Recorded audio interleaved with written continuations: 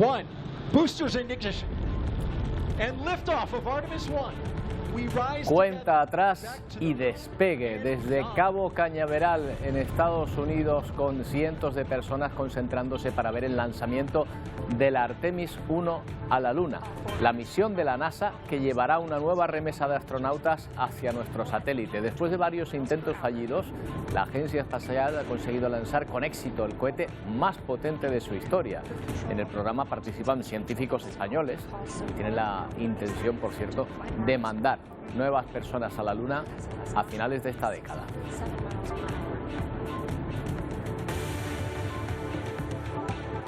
¿Qué tal? Buenos días. Mientras tanto, el mundo contenía la respiración tras la explosión de 2 misiles. Podrían ser rusos, o eso se pensaba en un primer momento, en territorio polaco. El impacto acabó con la vida de 2 personas y activó todas las alertas por la posible intervención de la OTAN en respuesta a este presunto ataque. La tensión internacional obligó a una reunión de urgencia de la OTAN, que ha preferido optar por la prudencia y por pensar que los rusos no lanzaron el misil intencionadamente. Ahora, de hecho, se piensa que es un misil ucraniano, precisamente de defensa. La guerra se libra junto a las fronteras de uno de los países de la OTAN y cualquier incidente de este tipo puede provocar una guerra a mayor escala que la que se libra en Ucrania.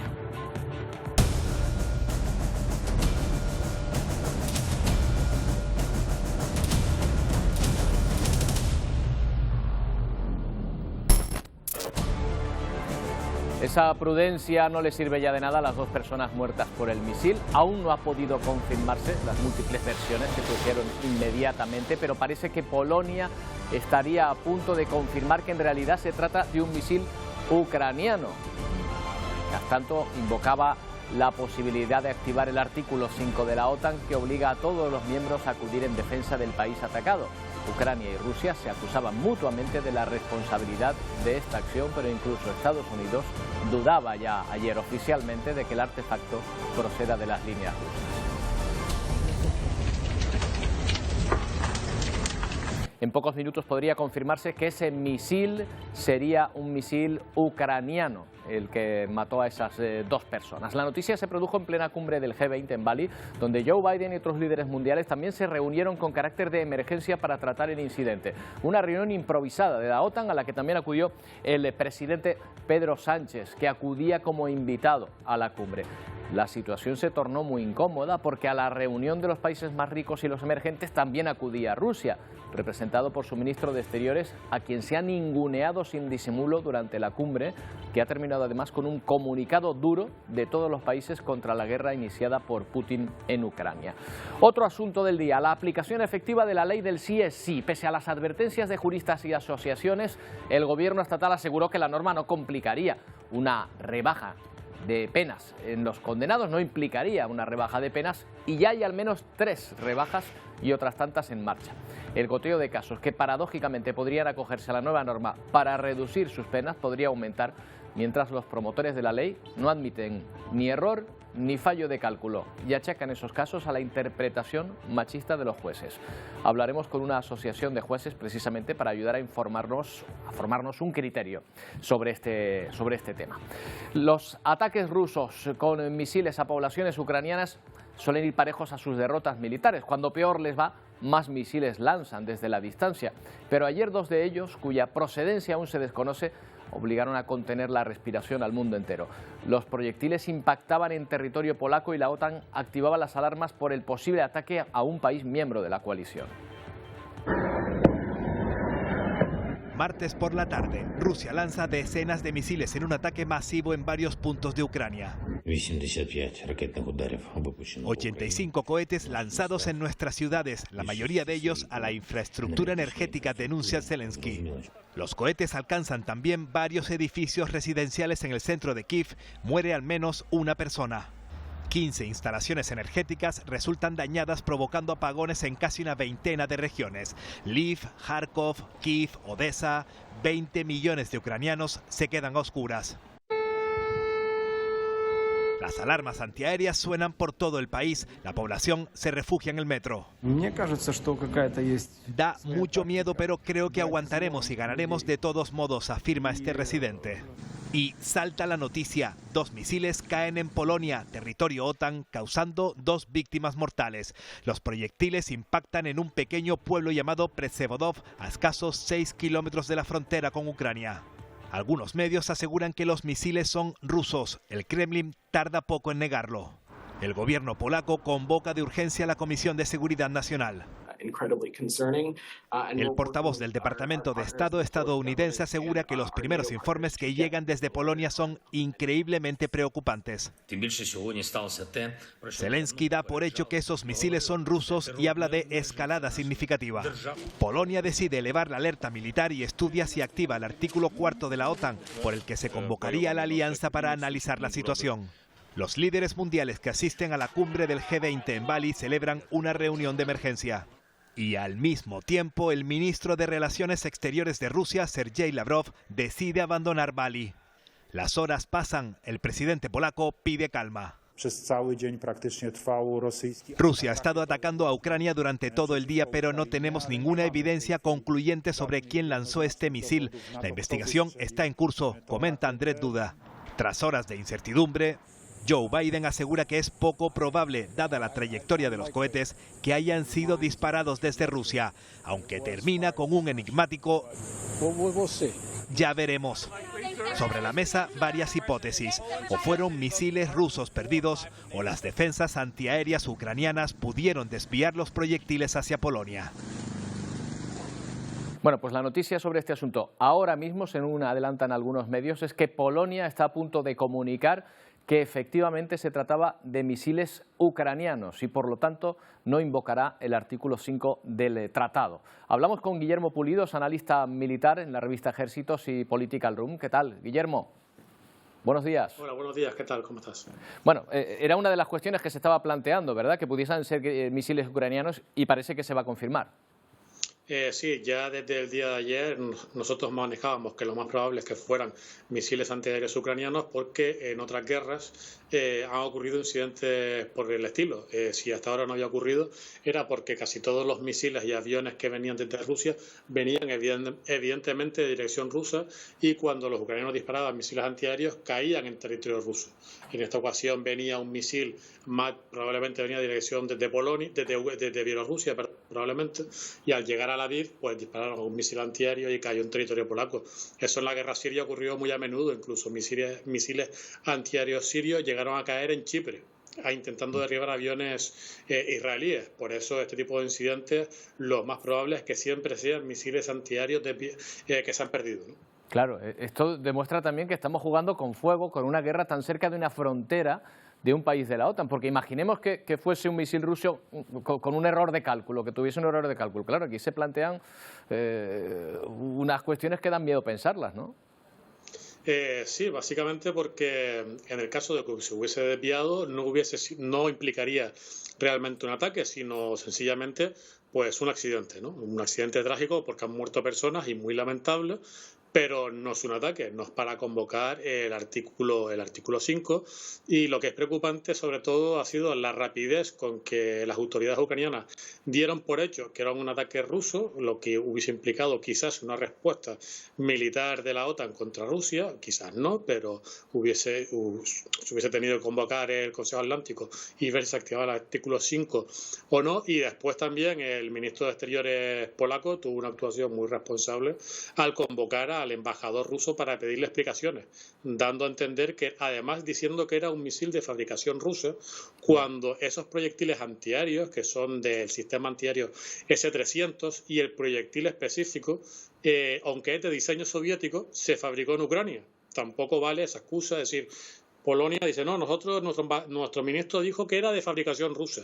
Es que probablemente ese misil también sea de fabricación ucraniana, como decimos, de diseño soviético, ¿no? Porque este es un sistema antiguo el que tiene Ucrania. Ya, pues no estaría de más un poco de prudencia, en este caso por parte de Polonia y Ucrania ante esta situación. Lo que sí parece claro, Guillermo, es que a medida, o digamos que es proporcional, la pérdida de territorio militar o en lo militar de Rusia con el lanzamiento de misiles que hacen a distancia. O esa es la impresión que tenemos aquí, ¿no? Cuanto más terreno pierden, más misiles lanzan.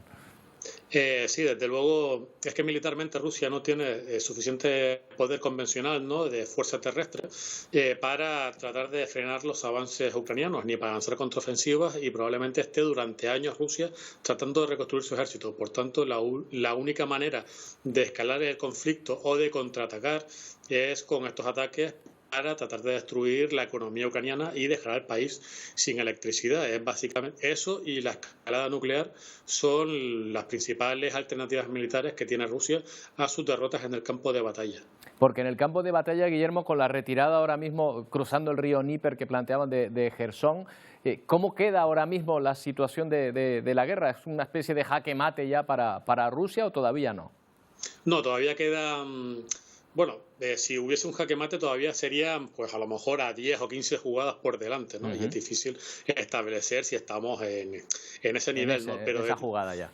Exactamente. Pero desde luego sí está claro que en Rusia lo mejor del ejército ruso estaba en Jersón, combatiendo contra Ucrania. Por tanto, que se tuviesen que retirar para evitar ser embolsados, ¿no?, y quedar aislados al otro lado del Dnieper, indica que incluso lo mejor del ejército ruso no puede detener las ofensivas ucranianas. Y si la ayuda financiera y de equipamiento militar de la OTAN siga llegando a Ucrania, es evidente que en los próximos meses Ucrania, a mayor o menor velocidad, seguirá teniendo terreno y Rusia no tendrá fuerza militar que oponerle, porque ya ha perdido unos 100.000 hombres entre muertos y heridos, su ejército terrestre, toda su fuerza terrestre solamente de 350.000 soldados, y ya hay más de 100.000 combatiendo en Ucrania en estos momentos. Por tanto, y además tiene que mantener una pequeña fuerza militar en Rusia para cualquier tipo de contingencia, ¿no?, para guardar las fronteras, etcétera. Por tanto, Rusia no puede, no está en calidad de resistir las embestidas militares de Ucrania, a menos que escale de esta manera que decimos, atacando su infraestructura crítica, armamento nuclear, o que la OTAN detenga la ayuda militar a Ucrania. Eso sería otra opción, ¿no? Pero eso todavía está por ver. Bueno, eso está por ver por ahora. Por lo menos no parece que vaya a ser esa la línea en esta jugada en la que estamos. Veremos más adelante. Oye, Guillermo, una pregunta casi personal. ¿Tienes acento canario? Sí, soy de Las Palmas de Gran Canaria, efectivamente. Bueno, pues nada, estupendo. Encima, un experto y además paisano. Muchas gracias por habernos atendido, gracias, Guillermo. Adiós. Bueno, y en medio de fuertes tensiones internacionales, estas que estábamos viendo, el G20 logra un comunicado de consenso. El acuerdo recoge la condena de la guerra en Rusia, de la guerra rusa en Ucrania, por parte de la mayoría de los miembros del grupo, y reprueba el recurso a amenazas nucleares. Los líderes de las grandes potencias mundiales también se han comprometido a adoptar acciones urgentes frente a la crisis alimentaria. Duro comunicado, por lo tanto, del G20 contra Rusia. Bueno, a Rusia se la ha ninguneado a través de su representante. Miren, aquí tienen una muestra. Presten atención a estas imágenes en las que vemos los distintos líderes llegando, siendo recibidos a la cena de gala por los presidentes. Pero cuando llega Lavrov, quien le recibe es un funcionario, una funcionaria exactamente. Ni rastro de los presidentes indonesios ni de ninguna alta representación. Este ninguneo se ha visto durante toda la cumbre, prácticamente solo el ministro de Asuntos Exteriores, el canciller ruso, durante toda la reunión, acompañado solo por los miembros de su delegación. Ahí lo ven de nuevo, en otra de las circunstancias en las cuales los países han querido, en los actos oficiales, dejar claro la lejanía que mantienen con Rusia. Al margen de la cumbre, Pedro Sánchez está aprovechando la cita también para estrechar lazos con otras potencias, por ejemplo, Estados Unidos. Ahí le vemos hablando con el presidente Joe Biden, con quien ha mantenido hoy una conversación informal durante la visita al bosque de manglares de Jután. No ha sido el único, el presidente español también se reunió ayer con Xi Jinping. Ahí lo vemos en el encuentro. Sánchez instó a su homólogo chino a emplear su influencia sobre Putin para poner fin a la guerra en Ucrania.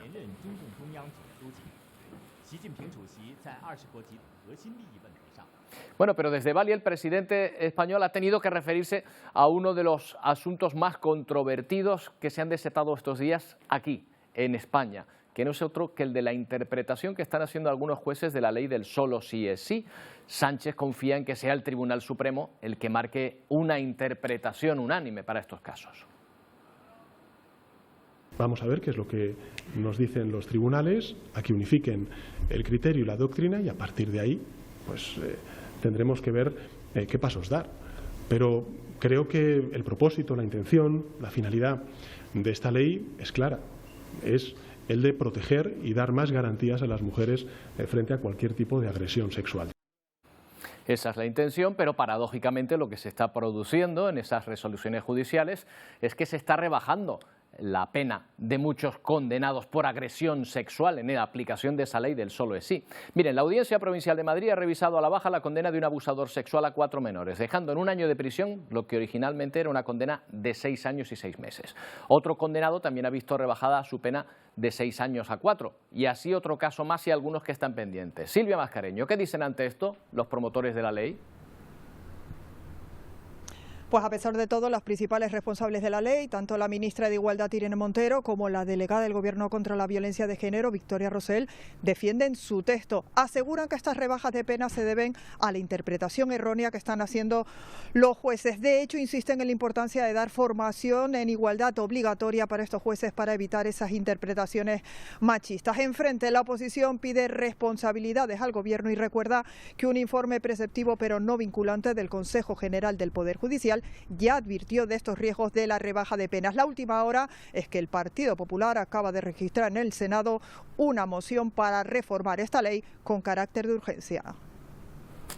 Hablamos de este asunto para tratar de formarnos un criterio con Concepción Roig Angosto. Es magistrada, pertenece al Secretariado de Juezas y Jueces para la Democracia.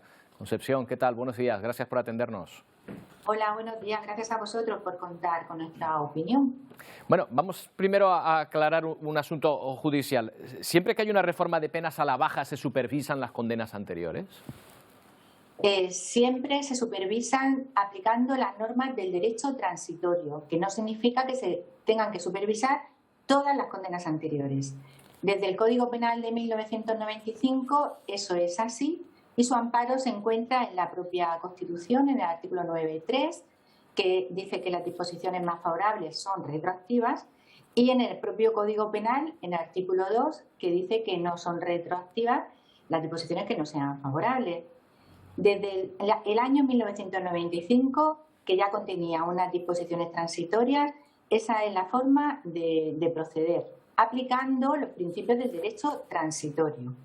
Claro, pero ahora lo que está ocurriendo es que, bueno, ante los tribunales o ante los jueces que han establecido una condena, se están presentando reclamaciones con arreglo a esta nueva norma. ¿No se supone que la norma era para endurecer estas penas, no para rebajarlas? Sí, la norma endurece en términos generales la pena, pero en los autos de revisión que yo he tenido conocimiento, que no son todos, han rebajado la pena por circunstancias concretas en aplicación de los principios del derecho transitorio. Todas las reformas importantes contienen disposiciones transitorias que aplican el derecho transitorio, pero además la jurisprudencia de forma reiterada ha establecido cómo se debe de hacer, y las fiscalías, a través de las oportunas circulares de Fiscalía de Derecho Transitorio, así lo han hecho también. ¿Qué supuestos son los que se han conocido en los medios? Por un lado, has hablado del profesor que se le ha rebajado la pena. Pues se le ha rebajado la pena porque ese profesor fue condenado por el anterior artículo 182, que contiene una conducta que el tribunal ha interpretado que ya no se encuentra penada. El fiscal, que es parte en estos procesos de revisión, ha dado su visto bueno a esa decisión, y también han sido escuchados, porque deben de serlo, el penado, su abogado y las víctimas. Ese hecho concreto, en la interpretación concreta que daba la jurisprudencia a ese delito concreto, ha dejado de estar castigado. Porque el artículo 182, en base al cual se le condenó y que se introdujo en el 2015, habla del abuso de personas mayores de 16 años con un engaño que no llega a ser tan grave como el abuso de superioridad, que sí está específicamente tenido en cuenta por la norma. Tradicionalmente se interpretaba como un delito de abuso de menor importancia, y ese delito ha quedado despenalizado, con lo cual, si una condena porque se te ha impuesto y tú estás cumpliendo la pena ya no es condena, se te tiene que quitar esa pena, así de claro. Entiendo por lo que... En los otros supuestos ha sido diferente, es porque si bien conforme al derecho transitorio, si la pena que te ponen en la sentencia ahora también se puede poner, no se revisa, con unas excepciones que los tribunales las aplican, y es que si en la sentencia pone que te pone la mínima pena imponible, es decir, que no te pone menos porque no puede, entonces si la pena mínima ha bajado, como es en el supuesto del delito por el que se le había condenado, se le tiene que rebajar, porque tú no puedes volver a interpretar la sentencia. Los hechos probados de la sentencia son inatacables, porque ya es firme. Margarita, entonces, no, ¿ustedes no están de acuerdo con algún miembro del Gobierno que ha dicho que esto se debe a una interpretación machista de las leyes por parte de los jueces? Bueno, y entiendo que también sería de los fiscales. Mira, hay dos cosas. Lo primero, el respeto absoluto a la libertad de expresión, y en segundo lugar, el respeto absoluto a la lealtad institucional hace que yo no tenga que comentar eso, porque yo no estoy para eso. Es decir, los jueces estamos para aplicar las normas, y yo llevo 34 años en la jurisdicción penal y he aplicado mucho el derecho transitorio. Y yo estoy para eso, porque es para lo que me pagan los ciudadanos, para que yo haga mi trabajo. Quien no lo comparta lo puede decir libremente. La cuestión, Margarita, es, por ejemplo, si se hubiese podido añadir a la norma técnicamente una disposición adicional que evitase estas rebajas. No sé si eso es posible o no. No se puede hacer, porque el derecho transitorio se tiene que aplicar, es una garantía de la Constitución y del Código Penal. No se puede hacer, es como si tú quieres derogar en una ley, quieres poner, pues con la aplicación de los delitos de esta ley, que desaparezca el derecho a la presunción de inocencia. Claro. ¿A que no puede? Pues esto tampoco. Claro. El derecho transitorio se lleva aplicando si para mí la sorpresa es que esto haya ocasionado sorpresa. Porque yo ya reitero, desde hace 34 años estoy aplicando el derecho penal y conocía perfectamente lo que era un proceso de revisión de condenas. Claro. Ahora que habrá supuestos en los que no se haga de forma correcta. Para eso está el fiscal y está el recurso de casación, que cabe contra los autos de revisión de condenas. ¿Era esperable, por lo tanto, esta situación, que se diesen casos como estos? Para mí, sí. Claro. ¿Y espera, Margarita, que haya una cascada de casos, que esto derive en una cascada de casos, o se va a limitar a muy pocos? No, porque el derecho transitorio está limitado a aquellos penados que estén cumpliendo pena privativa de libertad, aquellos que estén ya en libertad condicional o que estén en libertad vigilada o que tengan la pena suspendida, no se les aplica. Solamente a los penados que estén cumpliendo pena privativa de libertad, y son solamente unos supuestos muy concretos, ¿vale?, los que se puede producir este proceso. Incluso en los supuestos en que se ha rebajado la pena mínima, que es el artículo 181.3 actual, en esos supuestos, salvo que la sentencia de instancia, la que se va a revisar, diga expresamente que le pone la pena mínima porque quiere que sea la mínima que prevé la ley, aunque ahora haya bajado la mínima, no se toca, porque si la pena que se ha impuesto es imponible conforme a la nueva legislación, no se revisa. Es decir, tiene una norma muy estricta el proceso de revisión, muy técnicas, y ya le digo que si no está de acuerdo el Ministerio Fiscal o la defensa de la forma en que el tribunal o el juzgado ha revisado la pena, lo puede recurrir en casación. Bueno, pues veremos qué es lo que ocurre. Muchas gracias, Concepción. Gracias. Discúlpeme que le he cambiado el nombre durante un momento de la entrevista. No importa, porque has puesto un nombre muy bonito.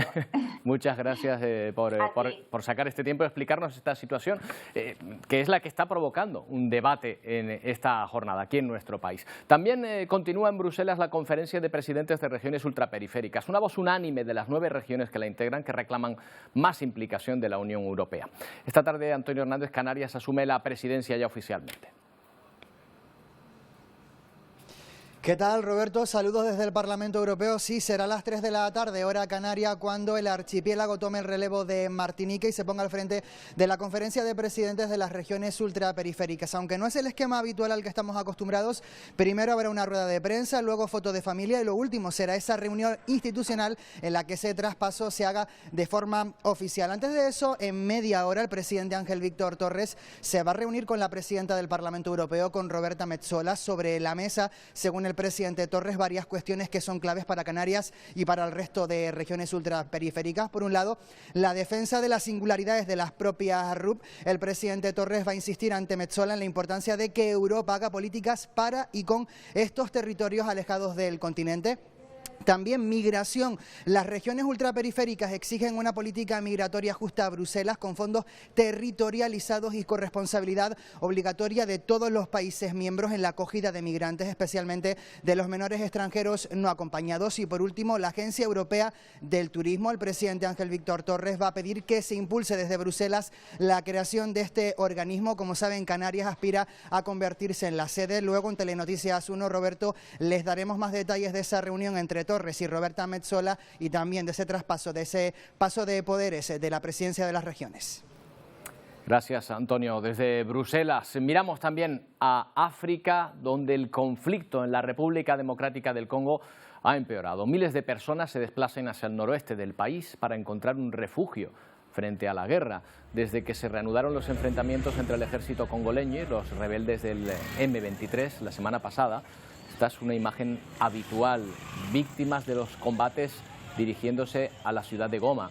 Los rebeldes han capturado ciudades clave. Las autoridades congoleñas aseguran que el grupo terrorista está recibiendo apoyo externo para continuar con la guerra. Bueno, esto es Brasil, donde miles de partidarios de Bolsonaro vuelven a pedir un golpe contra el triunfo de Lula. Los manifestantes denuncian un supuesto fraude, del que nadie ha hablado, sin ninguna prueba en absoluto, pero esa posibilidad además ya fue descartada por observadores internacionales, por si fuera poco. Sin embargo, bueno, pues aquí va, una imagen del mal perder, abogando por la intervención militar en el gobierno para impedir la investidura del presidente electo. Por ahora, las Fuerzas Armadas han mostrado su apoyo a la democracia.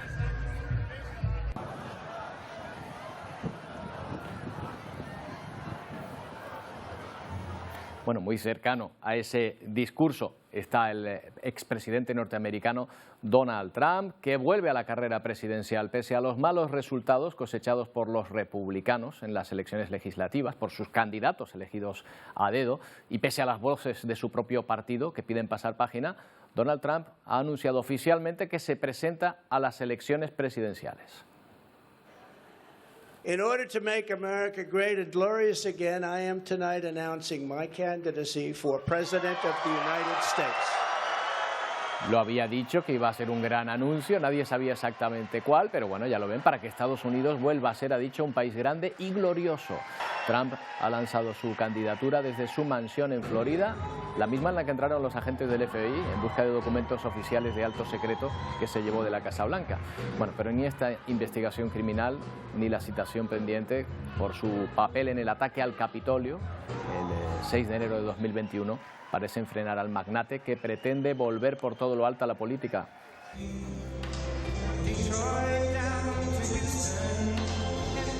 Isaac Hernández es asesor político, conoce bien lo que está ocurriendo en Estados Unidos. ¿Qué tal, Isaac? Buenos días.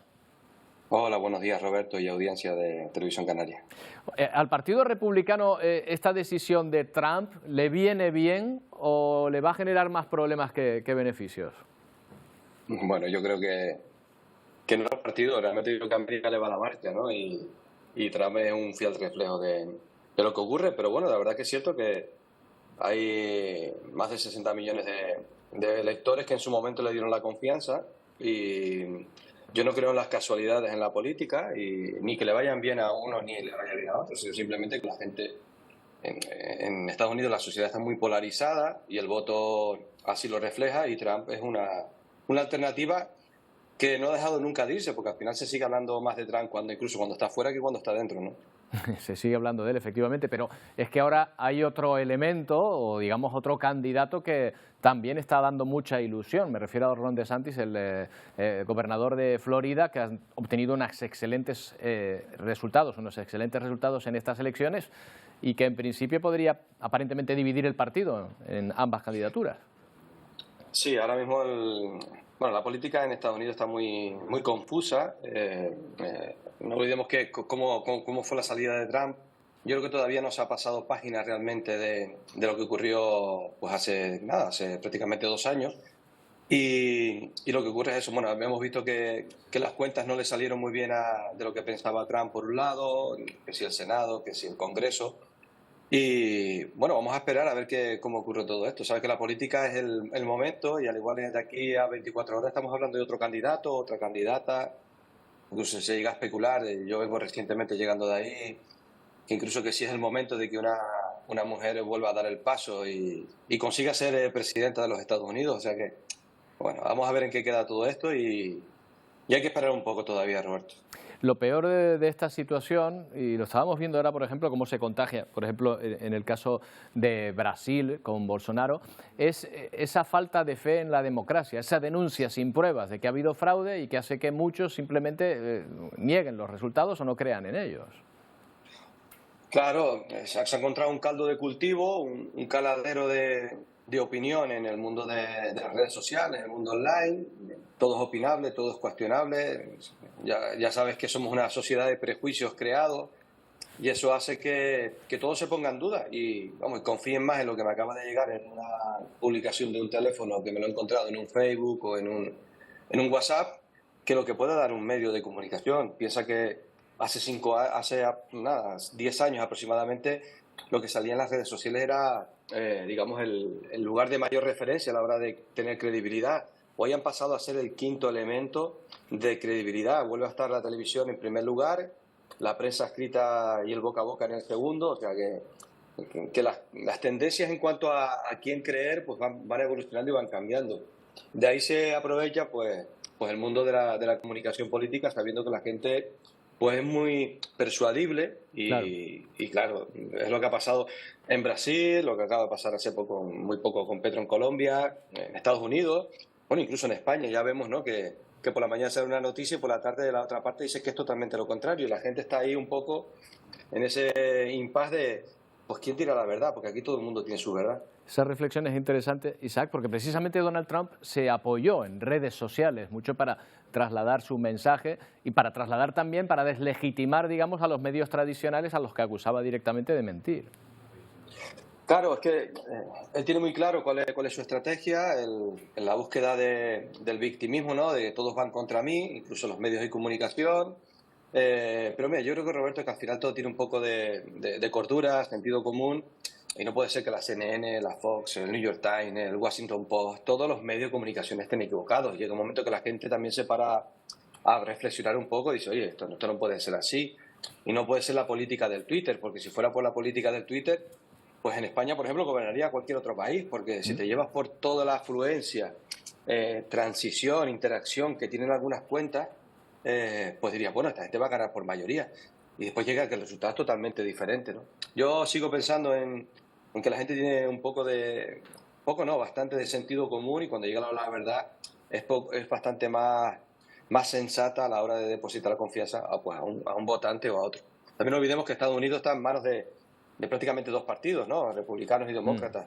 No es el caso como España, que estamos pues, con muchos partidos en el candelero. Claro, pues cada lugar es un contexto, la política son actitud y estados de ánimo. Y eso lo saben muy bien los políticos que juegan con esas emociones, ¿no? Evidentemente, tampoco es exactamente el mismo papel que juegan los partidos, el mismo poder que tienen los partidos en nuestro país al que tienen en la Constitución norteamericana. Una última cuestión, Isaac, la edad de los candidatos, si todo sigue así, imaginemos que Trump consigue la candidatura y que Biden también se presenta, vamos a tener dos candidatos casi octogenarios a la presidencia de Estados Unidos, ¿eh? Sí, yo siempre me he hecho esa pregunta a veces, porque es como el tema de la Iglesia, ¿no?, con el Papa, que siempre llega gente, pues, se supone que por experiencia con muy avanzada edad. Sí, que no tiene por qué ser malo tampoco, ¿eh? No tiene por qué ser malo, ni creo que tampoco tenga que por qué ser bueno, porque al final el tiempo de gobierno, es verdad que en Estados Unidos está muy regido con los 8 años, ¿no? Pero yo creo que Estados Unidos pide ya también una especie de relevo. Hemos visto que ha estado los medios muy ceñidos con este hombre, con Biden, con sus errores, fallos, o ha tenido una serie de pérdidas de memoria en algún momento concreto, y un poco viene achagándose que si es a la edad o en el racismo, la verdad que no lo sé, pero ni creo que tenga que ser bueno ni tenga que ser malo. Aquí esto va de que conectes mejor con la audiencia, con tu mensaje, con tu comunicación, y si eres capaz de hacer llegar tu propuesta política a la mayor cantidad de gente posible y le solucionas el bienestar de la calidad de vida de cualquier ciudadano, no me importa que tenga el candidato 80 o 90 o 100 años, ¿no? Esto va del beneficio que aporta el político y no de las características o de la edad que tenga el mismo. Bueno, pues veremos qué es lo que ocurre, veremos si Trump no acusa el desgaste de todas esas investigaciones y también sus 4 años de presidencia que ahí quedan con lo que tuvo, ¿no? Pues Isaac, muchas gracias por habernos prestado tu tiempo. Buenos días. Buenos días. Bueno, tiempo para una pausa y volvemos enseguida, entre otras cuestiones, con el despegue de esa misión espacial de la NASA que va a volver a llevar al hombre a la Luna a finales de esta década. No tardamos.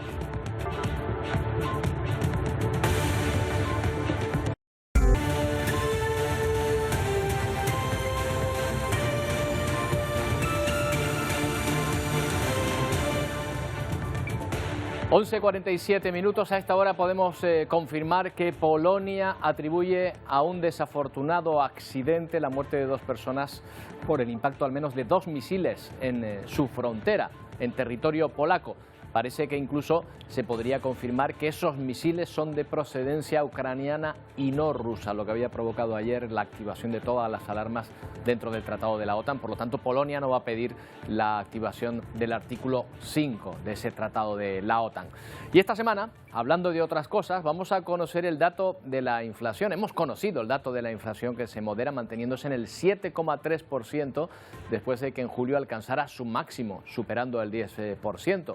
Pero nos vamos a plantear qué es lo que está tirando para abajo en este mes de esa inflación en la que, yo no sé tú, pero yo no percibo una gran bajada de precios. ¿Qué es lo que tira para abajo ese porcentaje, Isiar? No, al igual que lo hace la inflación, pues los precios todavía van poco a poco moderándose, aunque como tú bien indicas no es una caída significativa. Si te parece, vamos a empezar por lo más caro. Roberto, ¿qué te imaginas que es lo más caro ahora mismo, lo que más ha subido? Bueno, pensaba que era el combustible. La cesta de la compra, más que los combustibles. La cesta de la compra, sin duda, porque ha subido un 15% de un mes a otro. Si antes un carro de la compra nos salía unos 100 euros, ahora ya son unos 115 euros. Pero nos hemos fijado porque a lo largo del año lo que más ha subido sin duda es el azúcar. Fíjate, ha subido un 43%, los huevos y también las frutas. La fruta, sin duda, uno de los alimentos más necesarios, ¿no?, para mantenernos... O sea, y si yo ahora mismo me hago un bizcochón de fruta y es lo más caro, lo que más me ha subido, no será lo más caro, pero sí lo que más ha subido respecto a si lo podría haber hecho el año pasado, ¿no? Exacto, y se calcula que incluso ese bizcochón podría salir en total un 25% más caro que el año pasado. Roberto, imagínate los roscones y los dulces navideños. Los turrones ahora se va a notar, efectivamente. A subir. Efectivamente. Yo pensaba que iba a ser la energía lo que más subía. Pues al revés, Roberto, ahora mismo la energía es lo que más ha bajado y, por ejemplo, lo hace impulsado, ¿no?, por ese tope al gas, entre otras medidas que se han llevado a cabo. Si baja la energía, entre otras cosas, también baja la vivienda, no a una bajada tan significativa, tan solo un 6,6%, y también lo ha hecho sobre todo el transporte público, un 20%, también impulsado por las subvenciones al transporte que ha hecho el gobierno, y como ves, lo que más ha bajado sin duda ha sido la electricidad, nada más y nada menos que un 22,5%. Claro, la bajada del transporte es un poco ficticia. Bueno, puede ser los combustibles, pero ahí evidentemente hay un dinero que se está poniendo y que no estamos pagando a los ciudadanos. Exactamente, son las ayudas del transporte lo que impulsa esa bajada. Bueno, si tenemos que hacer cesta de la compra, tenemos que ir a comprar ahora mismo, ¿qué es lo más caro? ¿Cómo está de precio la cesta de la compra? Pues sin duda lo más caro, pues nos encontramos entre el pescado, también las carnes se están encareciendo, y vamos a ver algunos consejos de Navidad para ahorrarnos. Venga, vamos allá, porque estamos ya a las puertas de la Navidad. Para esta compra. Vamos a hacerlo al revés, vamos a ir de allá para acá, porque vamos a planificar nuestra compra, Roberto. Vamos a hacer una lista no solo de los Reyes, de Papá Noel, de lo que nos haga falta para las compras, sino también de los alimentos, de las comidas que vamos a hacer. Vamos a intentar comprar lo justo y no pasarnos más, y además esas compras las vamos a intentar hacer en estos meses, en noviembre, porque ya después en diciembre, enero ya vemos que los precios van a volver a encarecerse, sobre todo, por ejemplo, por la competencia. También vamos a evitar durante estos 2 meses, durante noviembre, diciembre, enero, los gastos hormiga. ¿Gastos hormiga? Sí, esos son como los granitos de arena. Un granito de arena forman una montaña, pues los gastos hormigas también. Porque, por ejemplo, las suscripciones a Netflix, a Spotify, todo eso suma, al final la cuenta, pues nos solemos gastar de media unos 100 euros en suscripciones. Si esos 100 euros los paralizamos durante 3 meses, pues los podemos invertir en otras cosas, como por ejemplo los propios regalos. Y ya es metiéndonos ya en materia más navideña, Ojo con la decoración, vamos a reutilizar las bolas, todos los adornos que nos han quedado de los años pasados, intentaremos no comprarnos, ajustarnos el bolsillo, y también ojo con la iluminación, porque las facturas de luz vemos que han bajado, pero no tanto. Vamos a intentar iluminar, por ejemplo, con luces LED o luces de bajo consumo, Roberto, para así ahorrar. Yo tengo claro ya, mi árbol de Navidad y la iluminación, luces LED, absolutamente, pero esto de los gastos hormiga me lo apunto. Apúntatelo, porque no solo para Navidad, sino también para lo largo del año. Oye, que ha nacido el bebé 8 millones, sí, 8.000 millones ya, 8.000 millones, y parece mentira, ¿no? Porque con tan poquitos hijos que están naciendo hoy en día, ¿no, Roberto? La verdad es que sí, y ha nacido además en República Dominicana. Vamos a conocerla, la persona 8.000 millones. Se llama Damián, nació en este país, en República Dominicana, en un momento en que, como dice Isiar, decrece la cantidad de hijos normalmente en las familias. Desde Santo Domingo, nuestra compañera Jessica Soriano ha estado con la madre y con Damián, el bebé número 8.000 millones. Saludos, gracias. Damián Mateo Ferrera es el bebé que se convirtió en el habitante 8.000 millones del planeta. El peso del infante, quien se encuentra saludable, es de 6 libras y una talla de 52 centímetros. Yo le doy la gracia a Dios porque salí bien de mi parto. A ver si la primera dama me ayuda con una casita o con algo, y el señor presidente también. El Fondo de Población de las Naciones Unidas viabiliza bajo el lema 8.000 millones más fuertes este nacimiento, y la representante de este organismo en el país, Sonia Vázquez, dijo que este acontecimiento representa un hito, pero también un reto para que todos los niños que nazcan en el planeta se les garantice seguridad, educación y mejor calidad de vida para su desarrollo. Nosotros estamos instando a que fortalezcamos las estructuras de apoyo social para reducir las desigualdades. Las autoridades de la maternidad Nuestra Señora de la Altagracia celebró el hecho de que no solo haya recibido al habitante 8.000 millones del mundo, sino también que haya sido mediante un parto natural. El director de este centro, el doctor Jorge Arturo Jiménez, dijo que en lo que va de año en este hospital han nacido 9.052 bebés con 4 muertes maternas. Bueno, y apenas quedan 4 días para que arranque el Mundial de Qatar, y siguen llegando historias de aficionados de todas las partes del mundo. La de hoy desde México, donde 3 personas consiguieron ahorrar literalmente en monedas más de 20.000 pesos cada uno para ir a ver a su selección. Véanlo. 24 meses de ahorro, 2 años apretándose el cinturón para recaudar nada más y nada menos que 30.000 pesos en monedas. Así Jorge se convertía en uno de los 80.000 mexicanos que irá al Mundial de Qatar. Fui ahorrando de mi paga, 1.000 pesos, 500. Pero no es el único mexicano que conoce la estrategia. Fui dejando ahí un guardadito cada quincena. Reduje gastos de personales y mis ahorros se fue juntando. 42.000 pesos para el viaje en avión, mínimo 18.000 para 10 noches en un hotel, y eso sin contar las entradas, los souvenirs o la comida. Medio litro de base de cerveza está en 280 pesos mexicanos, es algo muy caro, la verdad. Y en total, ¿cuánto les cuesta ir al Mundial? 150.000 hasta 200.000, yo creo, aprox. Es más o menos entre 150 a 180.000 pesos. Un real catarí equivale a 5.50. Yo digo que de 100.000 a 200.000. Para que se hagan una idea, 200.000 pesos mexicanos equivalen a casi 10.000 euros. ¡México! ¡México! Y todo para apoyar a su selección. Vale, con esos sombreros además no pueden temer al sol que haya en Qatar, porque ahí consiguen sombra todo el rato. Wendy, Pedro, ¿qué tal? Buenos días, ¿cómo viene la mañana? ¿Qué tal? Muy buenos días, Roberto. Pues aquí en Ponte al Día, que comienza a continuación en Televisión Canaria, vamos a estar en directo también en Chovito, en Candelaria, en la isla de Tenerife. Se cumplen 10 años de los últimos derribos de viviendas en ese núcleo poblacional. En total eran algo más de una treintena. Esos derribos comenzaban en 2008. Vamos a estar ahí en directo con los vecinos, una imagen que todavía no han olvidado. Y también a raíz de esto nos hacemos una pregunta, y es ¿cuántos núcleos poblacionales en Canarias podrían estar en riesgo por la ley de costas? La competencia de costas la asume Canarias a partir de enero de 2023. Todo ello se lo vamos a preguntar a un experto. Bueno, además de todo ello, hoy en Ponte al Día vamos a abordar un asunto de lo más curioso. Os preguntamos, ¿tardaron mucho en elegir el nombre de sus hijos? ¿Cuál es el nombre más raro que han escuchado en su vida? O también preguntarnos, ¿en Canarias le podemos poner cualquier nombre a los recién nacidos? Pues vamos a dar respuesta a todo ello de la mano de expertos, y a colación de todo este asunto, pues vamos a presentarles a un padre que está orgulloso de su pequeña, porque le ha puesto el nombre de Daenerys, en honor a la protagonista de la conocida serie de Juego de Tronos. Hoy vamos a conocer su historia y, como siempre, pues pendientes a muchos más asuntos a lo largo de la mañana. Roberto. Hasta ahora. Hasta ahora, compañeros. Y nosotros, bueno, vamos a fijarnos que en medio de cifras económicas negativas, la estricta política china de cero COVID se encuentra bajo una enorme presión. Claro, y desde aquí no parece que haya protestas, pero en cuanto nos fijamos un poco nos damos cuenta de que hay muchas personas que ya no aguantan más. Por ejemplo, en la ciudad de Guangzhou, al sur de China, miles de personas decidieron romper las barreras COVID puestas en la ciudad, en una muestra de resentimiento por las restricciones que continúan todavía en China, imágenes violentas e inusuales que se pueden ver a través de redes sociales. Inmediatamente, en cuanto estas imágenes empezaron a viralizarse, el régimen chino ha cortado el acceso a las redes en este país. La ciudad sureña tiene el mayor número de casos, con nuevas infecciones diarias que superan por primera vez los 5.000 casos diarios.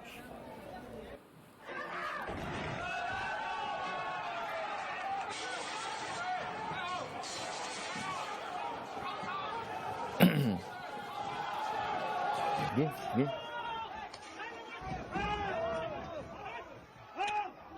Bueno, y en Cabo Cañaveral miles de personas se han dado cita para ver el lanzamiento de Artemis 1. La luna volverá a ser pisada por el hombre, mejor dicho, por una mujer, que es lo que se pretende, que sea la primera persona que vuelva en este regreso a la luna. Nos da más detalles de esta misión Ada Monzón. El lanzamiento de la misión Artemis de NASA fue exitosa. Ahora ya la cápsula lunar está libremente fluyendo a través del espacio a una velocidad de más de 10.000 millas por hora y está en ruta a la Luna. Este evento se dio precisamente a las 1:47 de la madrugada, hora del este de Estados Unidos.